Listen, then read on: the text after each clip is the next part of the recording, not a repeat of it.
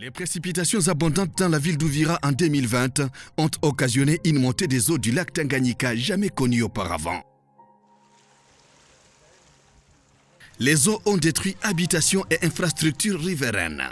La catastrophe a durement affecté les personnes qui vivaient à plus de 50 mètres de la rive du lac Moyenne.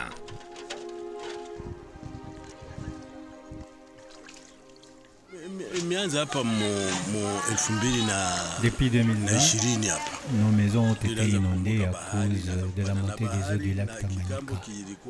La mienne était à 200 mètres. Actuellement, nous menons une vie difficile.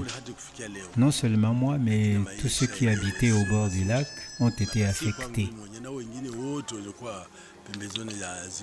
Cette catastrophe nous a ruinés. Nous demandons au gouvernement de nous délocaliser et de nous prêter assistance.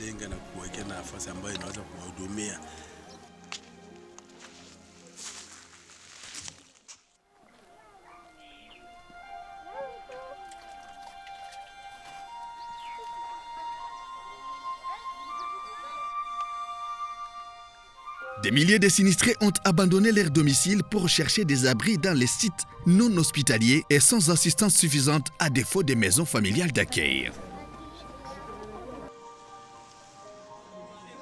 Malgré les plaidoyers des organisations de la société civile, les attentes des victimes n'ont pas eu de réponse. Quant au lac Tanganyika, les eaux ont anéanti particulièrement les infrastructures d'intérêt public, à l'image des bureaux administratifs et la grande piste de la route nationale numéro 5 qui mène au sud en territoire des Fidji. Elles ont été en plus la cause de pertes en vies humaines au travers des accidents provoqués. Les sinistres et les conséquences ont fait l'objet des interprétations, notamment celles des dépositaires de la tradition comme indice de la colère des ancêtres mécontents du comportement de l'homme.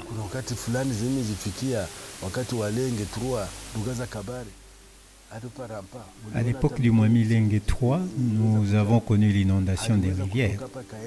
Nous avons vu le Mwami présider des rites d'exorcisme.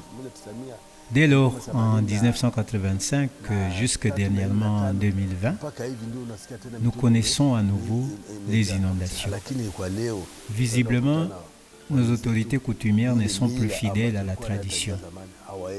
Lorsque quelqu'un évoque cela, les gens l'accusent et rejettent en bloc ce qu'ils appellent des pratiques sataniques.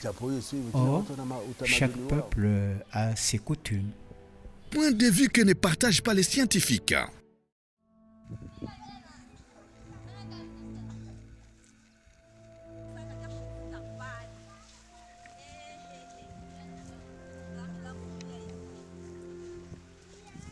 L'ONG DRM Africa, chargée de gérer les risques des catastrophes en Afrique, a donné sa contribution en vue d'aider les victimes sinistrées dans la résilience et la bonne information. On ne pouvait pas rester muet, sans rien faire.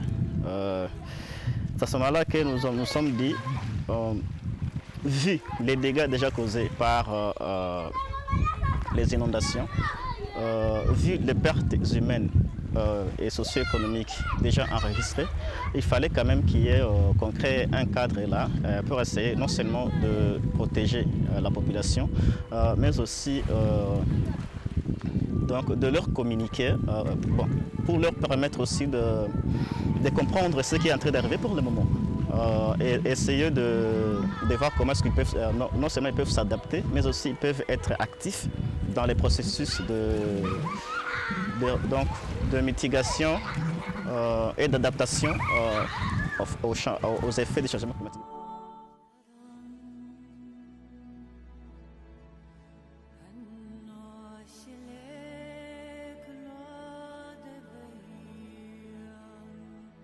L'expert du Centre de recherche en hydrobiologie se lance dans les explications scientifiques du phénomène.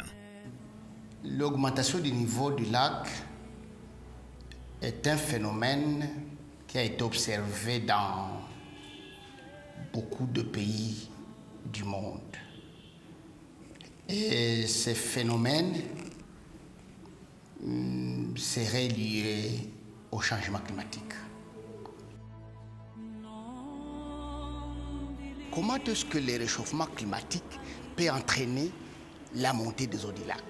Notamment, vous voyez que quand il y a réchauffement, il y a évaporation. Il y a évaporation. Vous savez, ici, chez nous, en Uvira, nous sommes dans une zone tropicale. Et quand on est dans une zone tropicale, dans une zone équatoriale, en principe, quand la présence des eaux douces, il y a évaporation intense. Et les eaux s'évaporent quand il y a réchauffement, et cela vient entraîner la tombée de la pluie. Avec des pluies abondantes, avec des pluies de haute valeur, notamment des pluies énormes dans la région, comme ce que nous avions vécu l'année 2020. Vous avez vu qu'il y avait vraiment de fortes pluies à Uvira. Et c'est là, quand il y a maintenant des pluies abondantes, toutes ces pluies arrosent les rivières.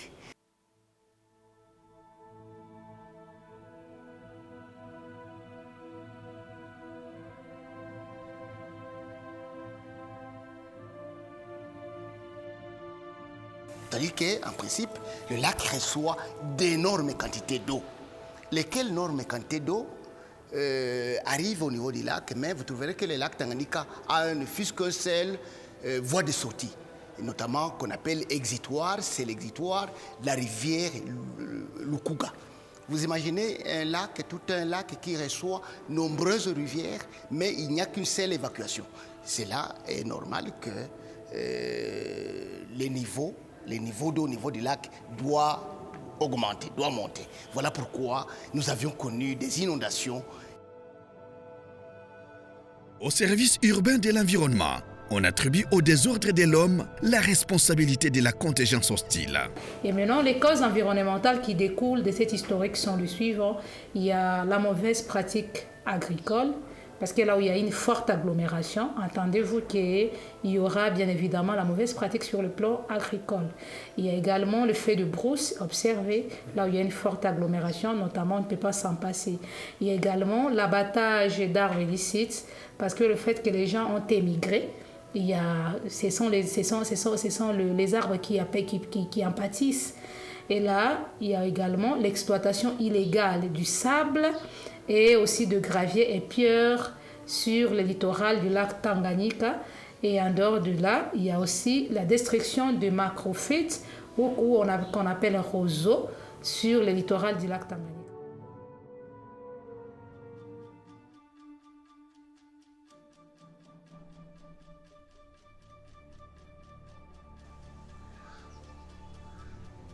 C'est que Uvira sera via la disparition. Donc voilà, c'est que nous devons nous attendre si les gens ne mettent pas en application les recommandations formulées par les services habilités dans la conservation rationnelle de l'environnement. Les interlocuteurs ont formulé des souhaits et des recommandations pour relever les défis de ces catastrophes à l'avenir. L'homme devrait être installé dans un endroit qui ne pourrait pas être atteint par les hautes eaux du lac. Et c'est pour cela qu'on avait même dit qu'il ne faudrait pas que les gens construisent tout près du lac. Il faudrait qu'ils respectent une certaine distance de 50 mètres. Et c'est là pour éviter à ce que les ménages soient submergés sous l'eau. Mais aussi, surtout, il faudrait que les corps scientifiques arrivent aussi à informer la population pour que la population connaisse qu'est-ce qu'ils peuvent faire et ce qu'ils ne peuvent pas faire. Et c'est là pour la protection de l'environnement. Et aussi en multipliant les efforts de sensibilisation, aussi par même de dépliants, par biais des dépliants qui seront bilingues ou peut-être même être traduites dans des langues vernaculaires. Cela pourrait aider à atténuer d'une manière ou d'une autre, ou à mettre en application les recommandations formulées par le service habilité. Le gouvernement dispose de plusieurs services, notamment services de météorologie, services de cartographie.